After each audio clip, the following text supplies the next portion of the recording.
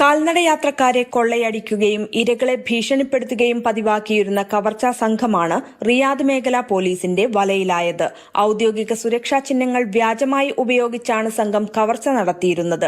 നിയമപാലകരുടെ വേഷം ധരിച്ച് ഔദ്യോഗിക ഉദ്യോഗസ്ഥരെന്ന് തെറ്റിദ്ധരിപ്പിച്ചാണ് ഇവർ പ്രത്യക്ഷപ്പെട്ടിരുന്നത്.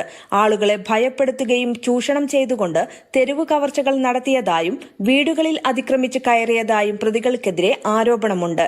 കാൽനടയാത്രക്കാരെയും താമസ സ്ഥലങ്ങളെയും ലക്ഷ്യമിട്ട് നിരവധി കവർച്ച നടത്തിയതായും പരാതി ഉയർന്ന സാഹചര്യത്തിലാണ് 21 പേർ റിയാദ് പോലീസിന്റെ പിടിയിലാകുന്നത്. ഇവരെക്കുറിച്ച് സംശയം തോന്നിയവർ നൽകിയ വിവരമനുസരിച്ച് റിയാദ് മേഖലയിലെ ക്രിമിനൽ ഇൻവെസ്റ്റിഗേഷൻ ആൻഡ് റിസർച്ച് വകുപ്പാണ് ഇവരെ പിടികൂടിയത്. പിടിയിലായവരിൽ 18 യമനികളും 3 സൗദി പൌരന്മാരും ഉൾപ്പെടുന്നു.